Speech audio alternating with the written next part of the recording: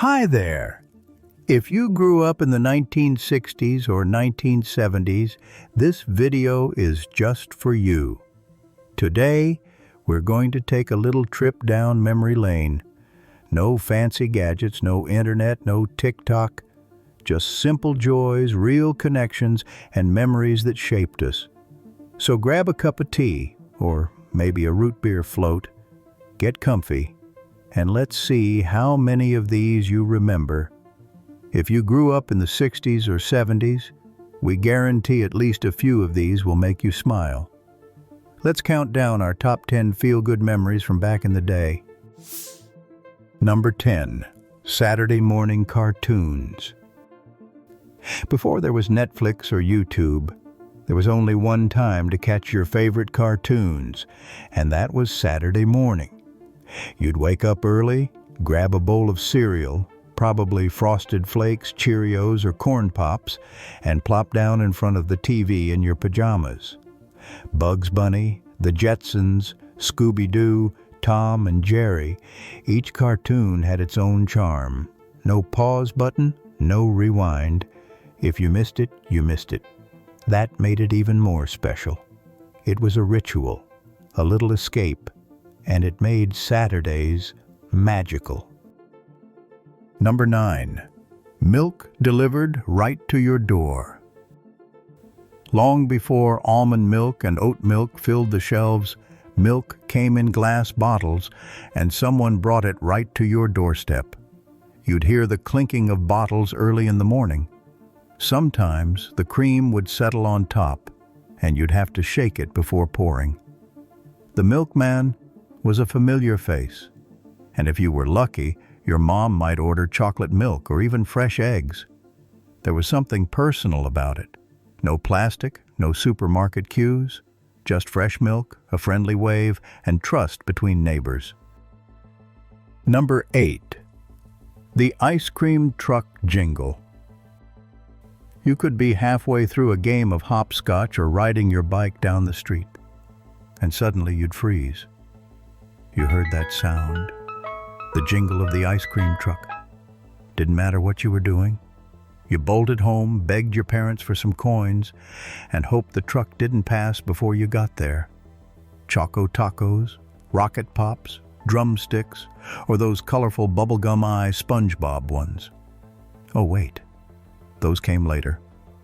Still, ice cream always tasted better when it came on wheels. It wasn't just about the treat. It was the excitement, the chase, and the joy of a hot afternoon made sweeter. Number 7. Playing outside until the streetlights came on. No phones, no GPS tracking, just freedom. You'd head out after breakfast and wouldn't come home until dinner. Your world was your bike, the park, the cul-de-sac, or the woods behind the house. Games like tag, marbles, hide and seek, or just sitting on the curb talking about nothing and everything. You knew it was time to head home when the streetlights flickered on, or when your mom yelled your name from the porch. There was something magical about that kind of freedom. You made your own fun. You solved your own arguments. You learned the world with scraped knees and sunburnt cheeks. Number 6. Home-cooked meals and family dinners. Microwaves weren't common. Takeout was rare. Dinner meant someone, usually mom or grandma, stood by the stove for hours. Meatloaf, casseroles, mashed potatoes, fried chicken, spaghetti, or liver and onions if you were unlucky. The smell of dinner filled the whole house, and we sat together at the table. No distractions, no TV, just stories from school, laughs, sometimes arguments, but we were together. There's a kind of warmth in those meals that modern dinners just don't have. It wasn't just food, it was love, served on a plate. Number 5. Music that touched the soul. You didn't just listen to music, you felt it. Records, 8-tracks, cassettes. You'd save up for weeks to buy an album, then play it from start to finish without skipping a song. Whether you were into Elvis, the Beatles, the Supremes, Led Zeppelin, or Carpenters, the music stuck with you. You remember the lyrics. You remember where you were when you first heard them? Maybe you danced in the living room. Maybe you cried with a Walkman on. Maybe you fell in love at a high school dance. The songs weren't background noise. They were part of your story. Number 4. When toys didn't need screens, you had to use your imagination, and that was the best part. EtchASketch, Slinky, Lite-Brite, Lincoln Logs, Easy Bake Oven. Board games like Monopoly, Clue, and Operation. And of course, Barbie and G.I. Joe had their own universe under your bed.